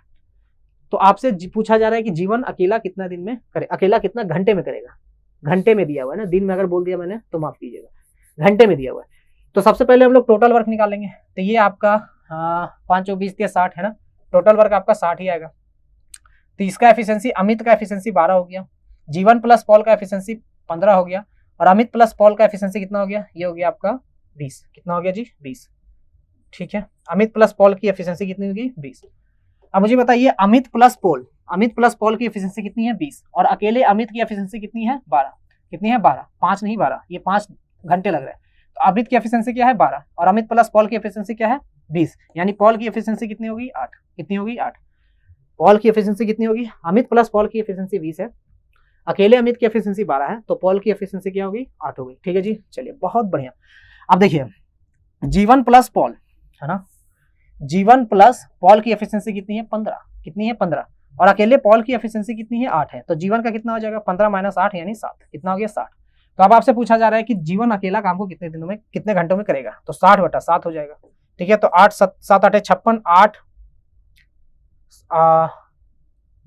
Rounded off the nearest integer, 7 8 56। अब देखिए यहाँ पे एक चीज दिएगा कि आप 8 लेंगे कि 9 लेंगे, ये आपको ध्यान में रखना है ना, 8 लेंगे कि 9 लेंगे। तो देखिए सबसे पहले देखिए 8 7 56, 7 8 56, 8 होल 4/7 आ रहा है ना, 8 होल 4/7। तो यहाँ चीज आपको ध्यान रखना है, आगे भाई यहाँ पे आपको एक चीज ध्यान रखना है कि ये आ रहा 8 होल 4/7, क्या आ रहा है, 8 होल 4/7। 1/7 कितना होता है, 1/7 होता है 0.4, है ना, 0.14, सॉरी 0.14। 1/7 कितना होता है, 1/7 होता है आपका 0.14, यही होता है ना, यही लेते हैं हम लोग, ठीक है। तो ये हो जाएगा आपका 8.14 चौकी 56 यानी 56, लगभग 57 के आसपास होगा, 8.57। तो अगर आपका 8.5 से नीचे वैल्यू है तो आप 8 लेते हैं, है ना। अगर 8.5 से नीचे वैल्यू होता है तो आप 8 लेते हैं, अगर ऊपर है तो क्या लेंगे, 9 लेंगे। तो ऑप्शन नंबर 3 क्या होगा, करेक्ट होगा, ठीक है जी। तो ऑप्शन नंबर 1 करेक्ट नहीं होगा, आपका ऑप्शन नंबर 3 होगा, ठीक है। तो 9 इसका करेक्ट आंसर होगा। 8.5 से ज्यादा है तो 9 लेंगे, 8.5 से कम होगा तो 8 लेंगे, ठीक है जी। चलिए अगला सवाल देखते हैं कि 2 pipes S1 and S2 alone can fill an empty tank in 15 hours and 20 hours respectively. Pipe S3 alone can empty the completely filled tank in 40 hours. Firstly, both pipes S1 and S2 are opened, and after 2 hours, pipe S3 is closed. In how much time will the completely filled? In how much time tank will be completely filled after S3 is opened? ठीक है, चलिए 2 pipe दे रहा है, 2 pipe S1 और S2 एक खाली टंकी को अकेले क्रमशः 15 घंटे और 20 घंटे में भर सकते हैं।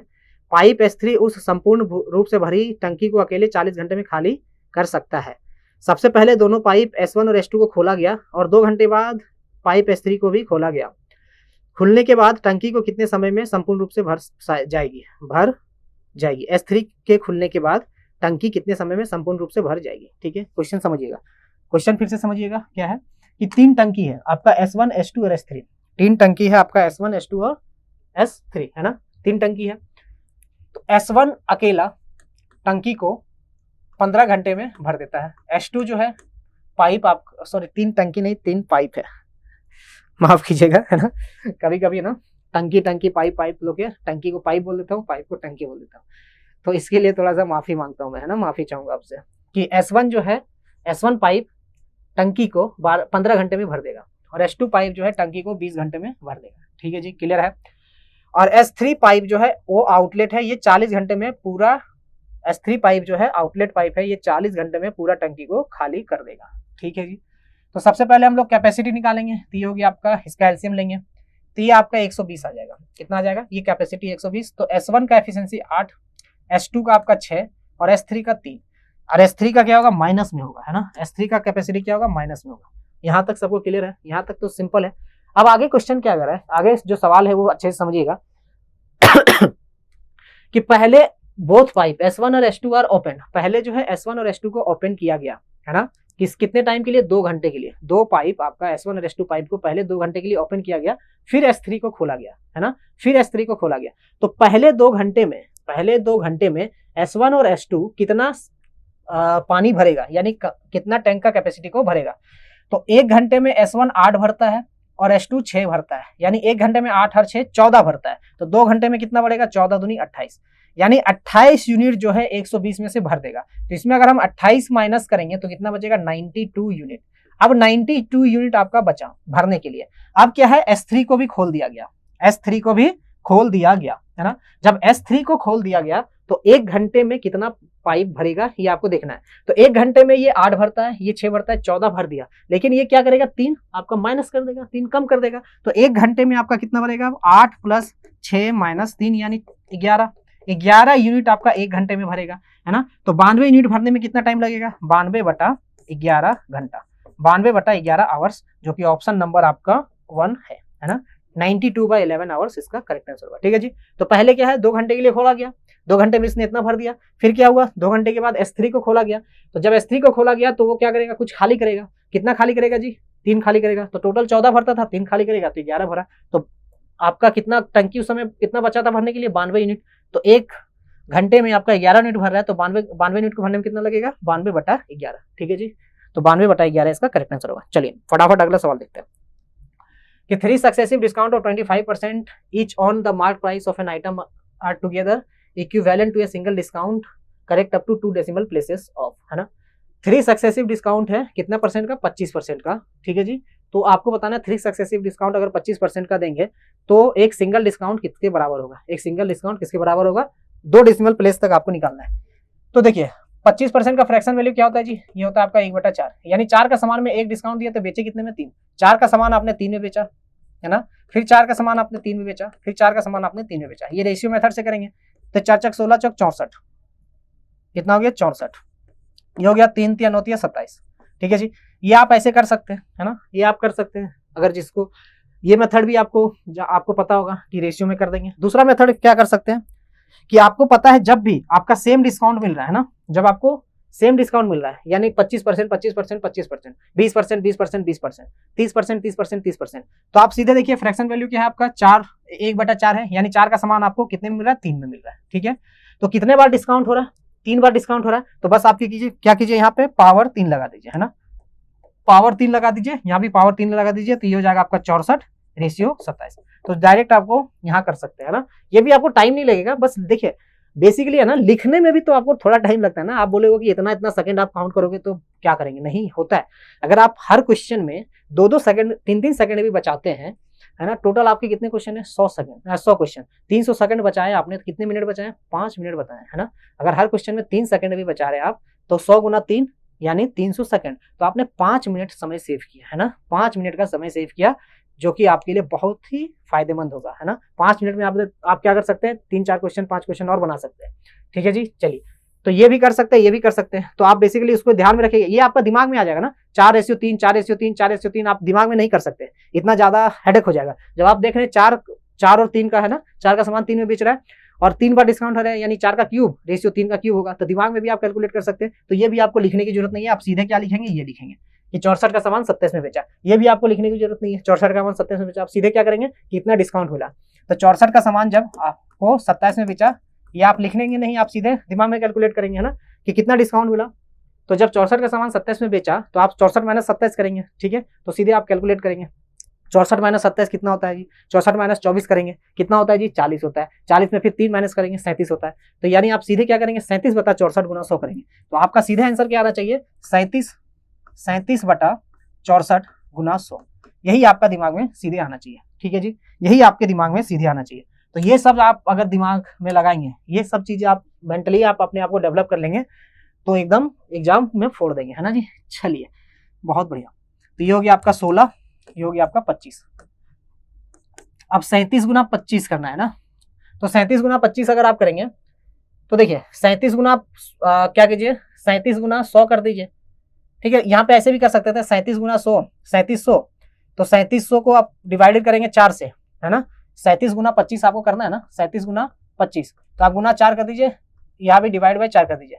तो 3700 डिवाइडेड बाय 4 तो 3600 डिवाइडेड बाय 4 कितना होता है आपका? 900। और 100 डिवाइडेड बाय 4 कितना होता है? 100 डिवाइडेड बाय 4 होता है आपका 25, है ना। तो ये हो जाएगा आपका 925। ठीक है जी, 925।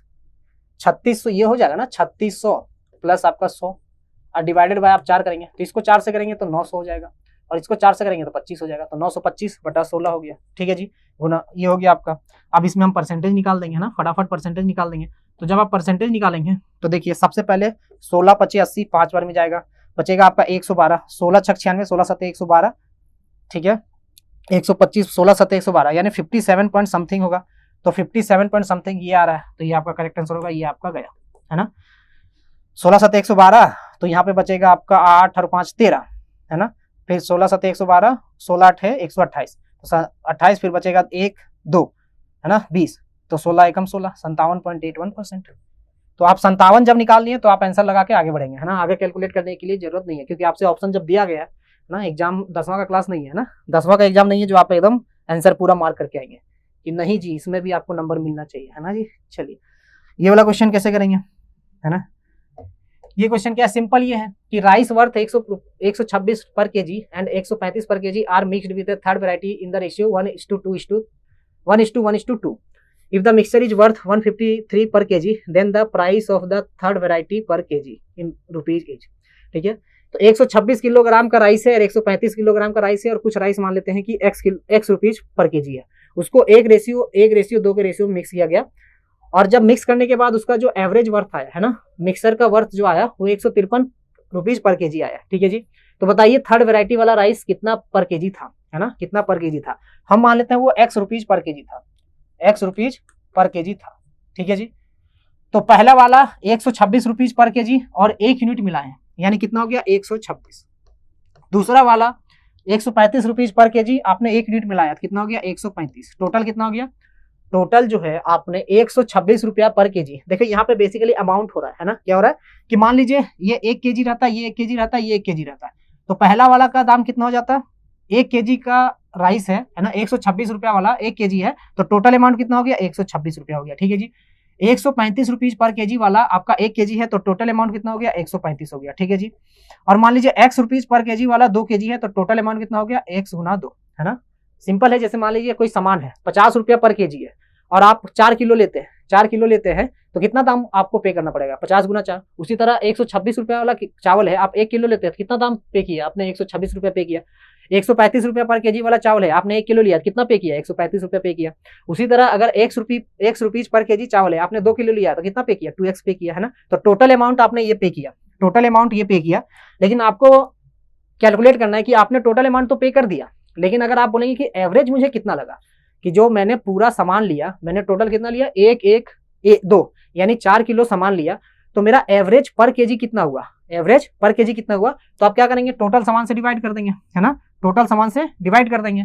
ठीक है, और यहाँ पे क्या दिया है कि एवरेज जो है आपका 153 पर केजी है ना, तो आप जब टोटल सामान से डिवाइड कर देंगे तो एवरेज प्राइस आपका निकल गया, क्या निकला एवरेज प्राइस निकल गया। तो एवरेज प्राइस क्या हो जाएगा आपका 153, क्या हो गया जी 153। ठीक है जी, सिंपल है, तो आप सीधे यहाँ पे काट देंगे, है ना। तो यहाँ पे आ जाइए, ये हो गया आपका 15 चौके 60 और 4 तिया 12 612, क्या हो गया आपका 612 बराबर हो गया 126। 126 कितना होता है 252 और 9 261, है ना, 26 4 9 61 261, कितना हो गया आपका 261 प्लस 2x। ठीक है जी, तो यहाँ पे आप इधर लाएंगे इसको, तो 600 में से 612 में से आप क्या करेंगे 300 पहले घटाएंगे, 300 घटाएंगे तो 312, 312 और 39, 349, कितना हो गया आपका 2x बराबर हो गया आपका 349, है ना। तो x बराबर कितना हो जाएगा, 350 होता है 175, तो ये हो जाएगा आपका 174.5। एक सेकंड, गलती हो गया क्या,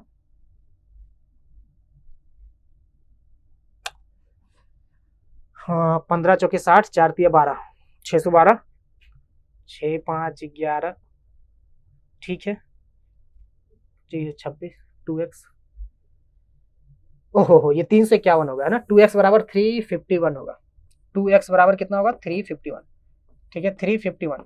कैसे करें, 612 में से आपने पहले घटाया 300, 300 घटाया तो आपका 312 आया, और यहाँ 39 है ना, तो फिर 39 जोड़ना पड़ेगा, 312 प्लस 39 351 होता है, मैंने 312 प्लस 39 349 कर दिया था। तो x बराबर हो जाएगा आपका 175.5, तो 175.5 पर केजी इसका करेक्ट आंसर होगा, ठीक है 175.5 पर केजी क्या होगा, करेक्ट आंसर होगा, है ना। तीसरा वैरायटी क्या होगा, 175.5 रुपया पर केजी का था। अगला सवाल देखिए, है ना, फटाफट करते हैं जल्दी जल्दी। A works 5.4 times as fast as B and A takes 22 days less than B to complete the job when each works alone. Calculate the number of days taken to complete the same job if A and B work together. A जो है B से 5 गुना तेजी से कार्य करता है, और जब प्रत्येक अकेले कार्य करता है तो कार्य पूरा करने में A को B की तुलना में से 20 दिन कम लगते हैं। यदि A और B एक साथ मिलकर कार्य करें तो उसी कार्य को पूरा करने में लगने वाले दिनों की संख्या ज्ञात कीजिए। तो सिंपल क्वेश्चन है कि ए और बी काम करते हैं ना, ए और बी काम करते हैं, तो ए जो है बी के तुलना में, ए जो है बी का कंपेयर में 5 गुना तेजी से काम करता है, सॉरी 5.4 गुना तेजी से काम करता है। अगर ए एक काम करता है तो बी अगर एक काम करता है, ए जो है आपका 5.4 गुना तेजी से काम करता है, 5.4 गुना तेजी से काम करता है, तो बी अगर एक काम करता है तो ए कितना करेगा, 5.4 काम करेगा। तो यहाँ पे डेसिमल हटाएंगे तो ये हो गया आपका 0, तो ये हो गया आपका 27:5। तो ए और बी का एफिशिएंसी का रेशियो क्या होगा, एफिशिएंसी का रेशियो हो गया 27:5, ठीक है जी, क्लियर है, एफिशिएंसी का रेशियो हो गया 27:5। तो इसका टाइम का रेशियो क्या होगा, टाइम का रेशियो होगा 5:27, ये होगा टाइम का रेशियो, ठीक है जी। यहाँ तक सबको क्लियर है तो बताइए, यहाँ तक सबको क्लियर है। अब क्या बोल रहा है कि अगर दोनों अकेले काम करते हैं तो ए को 22 दिन कम लगता है ना, ए को काम करने में 22 दिन कम लगता है। तो अगर दोनों अकेले काम करते हैं तो ए को 5 यूनिट लगता है और बी को 27 यूनिट लगता है। अगर दोनों अकेले काम करते हैं तो ए को 5 यूनिट लगता है, बी को 27 यूनिट लगता है, ठीक है जी। तो यहाँ पे बताइए, तो ए को कितना कम लग रहा है, 22 यूनिट कम टाइम लग रहा है, और डेज में कितना लग रहा है, 22 दिन कम लग रहा है, डेज में कितना लग रहा है, 22 दिन कम लग रहा है। तो 1 यूनिट का वैल्यू क्या होगा, 1 यूनिट का वैल्यू होगा आपका 22 के बराबर, सॉरी 1 के बराबर, माफ कीजिएगा, 1 दिन के बराबर। यानी ए को आपका 5 दिन लगता है और बी को 27 दिन लगता है। ए को आपका 5 दिन लगता है काम करने में और बी को 27 दिन लगता है, क्लियर है। अब आपसे पूछ रहा है दोनों मिलकर काम को कितने दिनों में करेंगे। तो सबसे पहले दोनों का एफिशिएंसी देख लीजिए, क्या है एफिशिएंसी, एफिशिएंसी है भैया आपका, इसका 27 है और इसका 5 है, यानी एफिशिएंसी क्या है, आपसे टाइम पूछ रहा है, टाइम इक्वल टू क्या होगा, वर्क बाय एफिशिएंसी। तो एफिशिएंसी होगी आपका बाय 27 और 5 32, कितना हो गया 32। अब यहाँ पे वर्क पूछ रहा है तो किसी एक का वर्क निकाल लीजिए, इसका वर्क, इसको लग रहा है एफिशिएंसी 7, इसका जो है आपका एफिशिएंसी 27 है, माफ कीजिएगा 27 है, और इसका टाइम है 5, ठीक है। तो वर्क इक्वल टू क्या होता है, वर्क इक्वल टू होता है आपका एफिशिएंसी इनटू टाइम, यही होता है ना, वर्क इक्वल टू क्या होता है आपका एफिशिएंसी इनटू टाइम।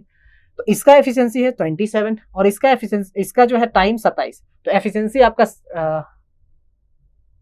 27 और टाइम है 5, माफ कीजिएगा थोड़ा टाइम मैंने, अच्छा जो भी है थोड़ा सा अगर इधर उधर बोल दिया होगा तो थोड़ा सा है ना, चलिए ठीक है ओके। इसका एफिशिएंसी क्या है 27 है ना, और इसका टाइम क्या है 5 है, टाइम क्या है 5 है। तो 5 यहाँ पे 5 यूनिट है, लेकिन डे में कितना है 5 है। तो आप डे वाला ध्यान दीजिएगा ना, ये यूनिट वाला ध्यान मत दीजिएगा, डे वाला ध्यान दीजिएगा। यहाँ जो टाइम है यूनिट वाला मत लीजिएगा, डे वाला दीजिएगा। तो 5 दिन लग रहा है इसको, और इसका एफिशिएंसी क्या है 27, तो उसका वर्क कितना हो जाएगा 27 गुना 5 यानी 135। तो ये 32 चौके 28, 32 चौके 128, 4 होल 7/32, 4 होल 7/32 दिन में करेक्ट कर देगा दोनों मिलकर, है ना, दोनों मिलकर काम 4 होल 7/32 दिन में कर देंगे, ठीक है जी। चलिए ठीक है, तो यहाँ पे क्या किया हमने, एफिशिएंसी और टाइम को मल्टीप्लाई करके वर्क ले आया। और वर्क को एफिशिएंसी से डिवाइड कर दिया। चलिए अगला सवाल देखते हैं। The perimeter of an isosceles triangle is 100 centimetre. Isosceles triangle का पेरीमीटर क्या है? 100 सेंटीमीटर है। If the base is 36 centimetre, अगर बेस जो है आपका 36 सेंटीमीटर है, then find its semi perimeter. तो इसका कोई जरूरत ही नहीं है, बेस 36 सेंटीमीटर है, इसका हमें कोई जरूरत नहीं है। आपसे पूछ रहा है सेमी पेरीमीटर, है ना। सेमी पेरीमीटर क्या होता है? सेमी पेरीमीटर होता है आपका पेरीमीटर का आधा, है ना। सेमी पेरीमीटर क्या होता है? पेरीमीटर का आधा। तो पेरीमीटर का आधा यानी 100 का आधा, है ना। 100 का आधा क्या होगा? 50। तो 50 इसका करेक्ट आंसर होगा, है ना। तो इसी में आप टाइम बचाएंगे ना, इस तरह के क्वेश्चन में आप टाइम बचाएंगे। चलिए अगला सवाल देखते हैं, फटाफट देखते हैं क्या है। टाइम भी ज्यादा हो रहा है ना, थोड़ा लंबा हो जाता है ना, जब चीजों को एक्सप्लेन करने में थोड़ा चला जाता है लंबा, है ना। चलिए इसी थोड़ा सा ज्यादा है ना, ठंड लग रही है मुझे। चलिए कोई बात नहीं। While baking a cake for 15 people, Jaya used 2.4 kg of flour. How much flour will she need to bake a similar cake for 36 people? ठीक है, 15 लोगों के लिए, ठीक है। While baking cake for 15 people, 15 लोगों के लिए जया अगर केक बनाती है तो उसको 2.4 kg आटा का जरूरत पड़ता है ना। 2.4 kg आटा का जरूरत पड़ता है। तो यही अगर उसको 36 लोगों के लिए केक बनाना पड़े तो कितना आटा का जरूरत होगा? कितना आटा का जरूरत होगा? तो सिंपल है, देखो 15 लोगों के लिए 2.4 kg का जरूरत पड़ता है। तो आपको 36 लोगों के लिए बनाना है तो कितना पड़ेगा? 36 लोगों के लिए 2.4 बटा 15 गुना 36, ठीक है जी। यहाँ से कट जाएगा, गुना 10 हो जाएगा, है ना। तो काट दीजिए, 3 × 5 = 15, 3 × 8 = 24। ये हो जाएगा आपका 5 बार में ये 18 और कटेगा, 3 × 5 = 15, 3 × 8 = 24। ये हो जाएगा आपका 10, आपने काट दिया 5 बार में, 18 बार में, 18 18 144 बटा 25, ठीक है। 18 18 क्या होगी? 144 बटा 25।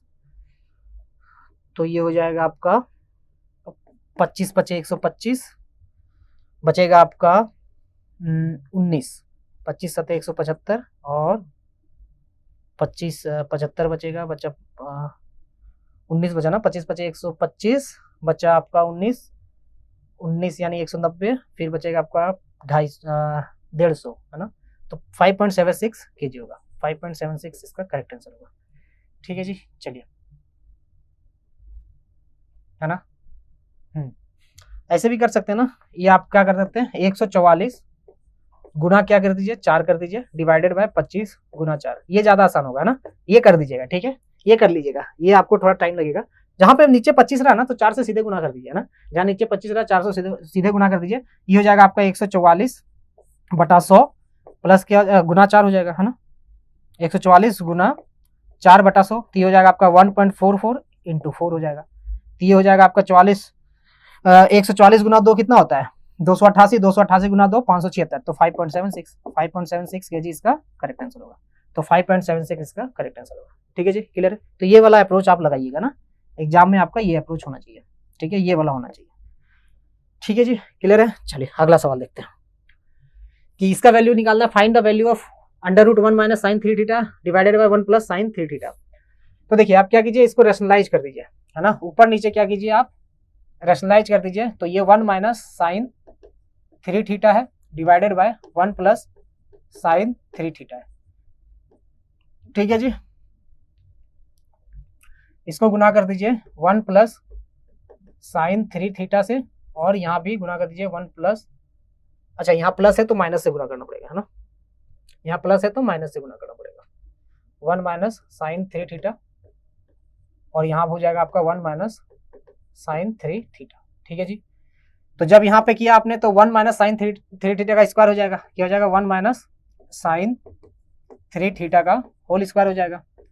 और यहाँ पे आपका क्या हो जाएगा, 1 + sin 3 थीटा, 1 - sin 3 थीटा यानी 1 - sin स्क्वायर 3 थीटा का अंडर रूट, क्या हो जाएगा आपका अंडर रूट। तो ये हो जाएगा आपका अंडर रूट तोड़ेंगे तो ये 1 - sin 3 थीटा हो जाएगा, 1 - sin 3 थीटा। और यहाँ पे क्या हो जाएगा जी, ये हो जाएगा आपका cos, ये हो जाएगा, आपको इसको लिख सकते हैं cos स्क्वायर 3 थीटा। तो इसका अगर हम स्क्वायर हटाएंगे तो क्या हो जाएगा आपका cos 3 थीटा, ठीक है जी। तो 1/cos 3 थीटा क्या होता है, sec 3 थीटा, ठीक है, sec 3 थीटा। और sin/cos क्या होता है, sin/cos होता है 10 होता है, क्या होता है 10 होता है, तो 10 3 थीटा, तो sec 3 थीटा माइनस 10 3 थीटा इसका करेक्ट आंसर होगा, है ना, sec 3 थीटा माइनस 10 3 थीटा इसका करेक्ट आंसर होगा। ठीक है जी, क्लियर है। चलिए नेक्स्ट क्वेश्चन देखते हैं कि policeman chasing a thief is 0.5 kilometer behind the thief. The speed of the thief is 80% of the speed of the policeman, and the policeman catches him in 12 minutes. What is the speed of the thief? ठीक है, simple question है ना। देखिए एक policeman है, वो एक चोर को पीछा कर रहा है, चोर का पीछा कर रहा है, वो 0.5 किलोमीटर इससे पीछे है, यानी 500 मीटर इसके पीछे है। ठीक है, ये पुलिस है, ये आपका चोर है। अब क्या होता है कि चोर पुलिस जो है पीछा कर रहे हैं ना, चोर का पीछा कर रहा है पुलिस, और चोर जो है कहीं यहाँ पे पकड़ा जाता है, पुलिस इसको यहाँ पे पकड़ लेता है, कितने मिनट में, 12 मिनट में। ठीक है, यहाँ पे चोर और पुलिस क्या होते हैं, मिल जाते हैं, चोर और पुलिस क्या होते हैं, मिल जाते हैं, 12 मिनट में मिल जाते हैं। यानी पुलिस को यहाँ से यहाँ जाने में 12 मिनट लगा, और चोर को यहाँ से जाने में यहाँ से यहाँ जाने में 12 मिनट लगा। ठीक है जी, और पुलिस को यहाँ से यहाँ जाने में कितना टाइम लगा, 12 मिनट लगा। ठीक है जी, क्लियर है। तो यहाँ पे रिलेटिविटी का आता है, यानी रिलेटिव स्पीड का आता है। तो सबसे पहले यहाँ पे क्या दिया हुआ है, speed of thief is 80% of the speed of policeman. तो थीफ का स्पीड जो है पुलिस का स्पीड से 80% है, तो हम थीफ का स्पीड मान लेते हैं 4x। क्या मान लेते हैं, 4x।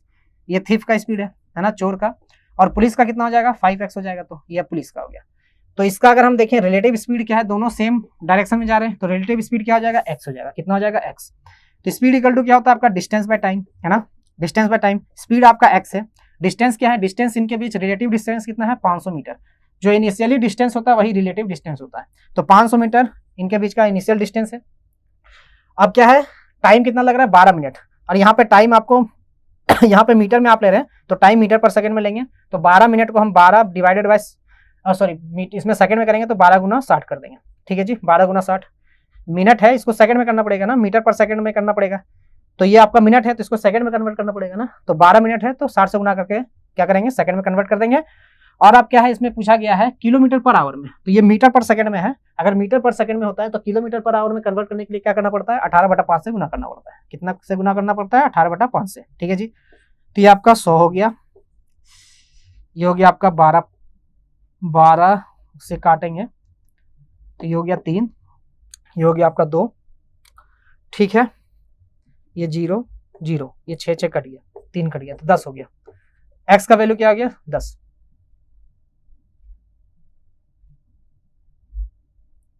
एक सेकेंड,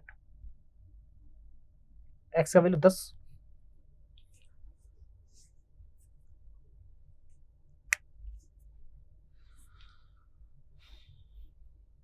आपसे क्या पूछ रहा है, what is the speed of thief. Thief का स्पीड 4x, 40 नहीं 10 नहीं आएगा, कहीं तो गलती हुआ, फिर से एक बार देखते हैं एक बार, हाँ कहीं तो गलती हुआ है, 10 कैसे आएगा। स्पीड क्या है, स्पीड आपका x है, रिलेटिव स्पीड देंगे ना, डिस्टेंस आपका 500 है मीटर, टाइम आपका 12 मिनट है ना, distance speed equal to distance by time हो गया 12 गुना 60, ये आपका स्पीड जो है मीटर पर सेकंड में आ गया। ठीक है जी, स्पीड आपका 500, टाइम आप मीटर पर सेकंड में, किससे गुना करना पड़ता है, मीटर पर सेकंड को आप किलोमीटर पर आवर से मल्टीप्लाई करते हैं, किलोमीटर पर आवर में कन्वर्ट करते हैं, तो 18/5 ही है ना, जैसे 72 को हम करते हैं, तो हाँ ठीक है 18/5 ही होगा, उल्टा करते हैं ना, 18/5 करते हैं, तो ये 0 काट दिया, 0 काट दिया। ठीक है, हाँ 6 से काट देंगे 3 बार में, 5 से काट देंगे 10 बार में, 3 से काट देंगे 4 बार में, ये 4 से काट देंगे 2.5। x बराबर 2.5 आ रहा है, क्या आ रहा है जी 2.5।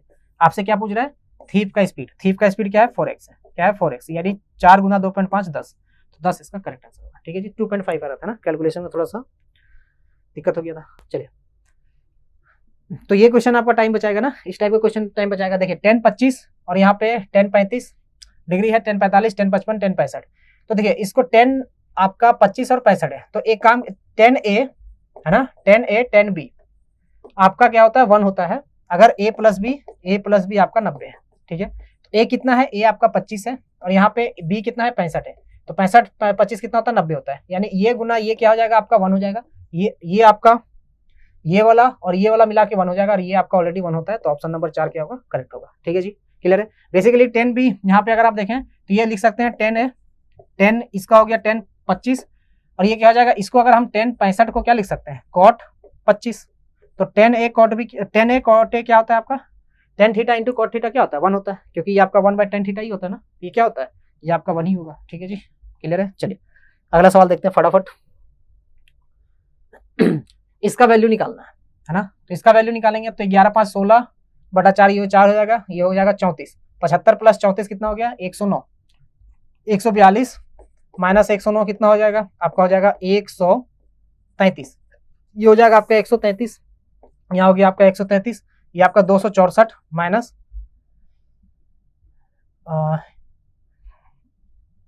109 133, एक सेकेंड, हाँ एक सेकेंड, ये होगी आपका 11 5 16, ये होगी आपका 4 34, 75 और 34 कितना हो गया आपका 109। 142 माइनस 109, सॉरी 142 माइनस 109 होता है आपका सिर्फ 33। कितना होता है, सिर्फ 33। ये क्या होता है, सिर्फ 33 है ना, तो जो आपका 231 231 231 इसका करेक्ट आंसर होगा। ठीक है जी, चलिए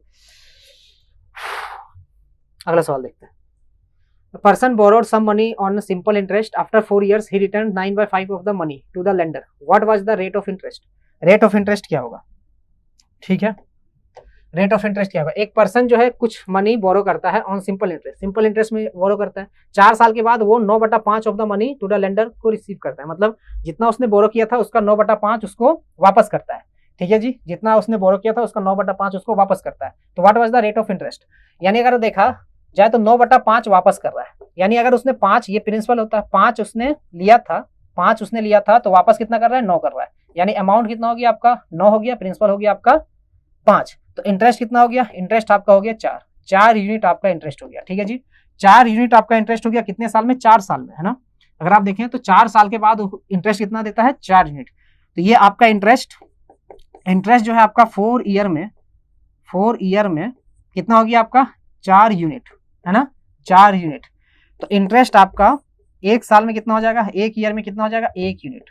ठीक है, 1 साल में 1 यूनिट का इंटरेस्ट, और प्रिंसिपल क्या था आपका, प्रिंसिपल 5 था। तो रेट ऑफ इंटरेस्ट क्या हो जाएगा, रेट ऑफ इंटरेस्ट क्या हो जाएगा आपका, इंटरेस्ट आपका 1 यूनिट लग रहा है, कितना लग रहा है 1, और प्रिंसिपल था 5 गुना 100, तो ये हो जाएगा आपका 20%। तो 20% रेट ऑफ इंटरेस्ट हो जाएगा। ऑप्शन नंबर 4 क्या होगा, करेक्ट होगा। ठीक है जी, चलिए अगला सवाल देखते हैं, है ना। The chart shows the population of 7 district of national capital territory of Delhi, है ना। ये जो चार्ट है आपका, ये चार्ट बता रहा है कि पॉपुलेशन, है ना, ये क्या बता रहा है, shows the population of 7 district of national capital territory of Delhi, national capital territory of Delhi. तो 7 कैपिटल है, ABCDEFG, है ना, ये 7 कैपिटल है दिल्ली में। ठीक है, ए में आपका 13% पॉपुलेशन है, बी में 16%, यानी टोटल पॉपुलेशन का 13% ए में बिलोंग करता है ना, बी में 16% रहता है, सी में 8%, डी में 17, ई में 18, एफ में 13 और जी में 15। ये टोटल पॉपुलेशन है। ठीक है जी, तो आप क्या करा, if the total population of 7 district is 150 crore, ठीक है, सातों डिस्ट्रिक्ट मिलाकर अगर टोटल पॉपुलेशन 150 करोड़ है, तो आपसे पूछ रहा है कि population of A and D, तो ए एंड डी का पॉपुलेशन क्या होगा। ये पाई चार्ट पूरा क्या बताता है, 100% बताता है। क्या बताता है आपका 100%। ठीक है जी, तो 100% का वैल्यू क्या है, 150 करोड़ के बराबर है। तो आपसे पूछ रहा है ए प्लस डी का पॉपुलेशन क्या होगा, तो ए हो गया आपका 13%, डी हो गया आपका 17%, तो 30% का वैल्यू क्या होगा, 30% का होगा आपका, यहाँ अगर हम देखें 10:3 है, तो यहाँ भी अगर आप 10:3 कर देंगे तो कितना हो जाएगा आपका, 10:3 है, तो अगर हम काट दिए 0 से, है ना, तो 1 का वैल्यू क्या है, 1.5 के बराबर, 3 का वैल्यू क्या होगा 4.5, तो 4.5 करोड़, है ना, 4.5 यानी 45 करोड़। ठीक है, 4.5 ये हो जाएगा, है ना, क्या हो जाएगा आपका 45 करोड़। ठीक है, तो 45 करोड़ इसका करेक्ट आंसर होगा। 10:3 में होगा ना, तो यहाँ पे अगर 10:3 में, तो 10 का वैल्यू अगर आपका 150 के बराबर है, तो 1 का वैल्यू क्या हो गया 15 के बराबर, तो आपका 3 का वैल्यू क्या होगा 45 करोड़ के बराबर होगा। तो 45 करोड़ इसका करेक्ट आंसर होगा। ठीक है जी, सिंपल क्वेश्चन था, है ना, सिंपल क्वेश्चन था। चलिए अगला सवाल देखते हैं, लास्ट क्वेश्चन है ना, थोड़ा लंबा हो जाता है क्लास कभी कभी, है ना। चलिए कोई बात नहीं, थोड़ा सा टोलेट कर लीजिए, है ना। चलिए अगला सवाल क्या है, the following bar diagram shows the number of student who opted for different subject in the year 2020 and 2021।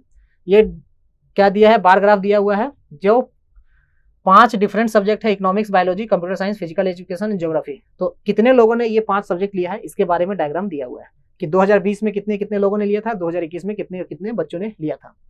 तो आउट ऑफ ऑल 5 सब्जेक्ट्स, चारों पांचों सब्जेक्ट मिलाकर what percentage of student opted for biology in 2021, ठीक है, मतलब 2021 में कितने लोगों ने बायोलॉजी लिया था टोटल स्टूडेंट में से, है ना। मान लीजिए टोटल स्टूडेंट है आपके 100 और उसमें से 20 लोगों ने बायोलॉजी लिया, तो 20% लोगों ने बायोलॉजी लिया। इसी तरह आपको टोटल स्टूडेंट निकालना है और बायोलॉजी वाला निकालना है और कितने लोगों ने बायोलॉजी लिया इसका परसेंटेज निकालना है। सिंपल है ना। तो अगर हम टोटल बायोलॉजी में देखें तो बायोलॉजी में 90 लोग ये थे, है ना, यहाँ पे 90 है, ठीक है जी, यह 90 है। ये आपका 2021 वाला डेटा बता दे रहा हूँ, ठीक है, ये आपका 2021 ऑरेंज वाला बता रहा है, ये आपका 65 है, ठीक है जी, ये आपका 110 हो गया, ये आपका 75 हो गया, ठीक है जी। चलिए, तो अब यहाँ पे आपको करना है 90 लोगों ने बायोलॉजी लिया था, लेकिन आपको 2021 में कितने लोगों ने पांचों सब्जेक्ट लिया था ये आपको डेटा निकालना पड़ेगा, टोटल स्टूडेंट निकालना पड़ेगा। तो ये हो गया आपका 90 और 110 210 और 70 और 70 140 250 270 और 70 कितना हो गया 140 और ये हो गया 200 और 140 340 और 85 425 कितना हो गया आपका जी 425 गुना 100 कर दीजिए, परसेंटेज निकल जाएगा, है ना। तो हो जाएगा 25 एकम 25 25 सते, ये 25 चौके 100, तो ये हो गया आपका 360, कितना हो गया आपका, ये हो गया आपका 360/17, तो 17 दूनी 34, ठीक है, बचा आपका 2, 17 एकम 17 बचा 3, ठीक है, 21 दशमलव कुछ होगा, तो 21.18 आपका करेक्ट आंसर होगा, ठीक है जी, 21.18 क्या होगा करेक्ट आंसर होगा, है ना। चलिए, तो ये आपका चार्ट का था। तो आई होप कि ये जो वीडियो है आपको पसंद आया होगा ना, आपको जो मैंने चीजें बताई वो आपको समझ में आ गया होगा। कोई भी डाउट हो तो कमेंट करके बताइएगा, है ना। और कुछ क्लासेस अभी रिकॉर्डेड डाल रहा हूँ, वो आपको देखते रहिएगा, प्रैक्टिस करते रहिएगा, ठीक है जी। चलते हैं, है ना, मिलते हैं नेक्स्ट क्लास में, अगले क्लास में हम लोग फिर से एक रिकॉर्डेड क्लास ही करेंगे, है ना। चलिए, और लाइव क्लास बंद नहीं होगा, ये आपको याद रखना है, ठीक है। चलिए, thank you so much for this class, मिलते हैं अगले क्लास में।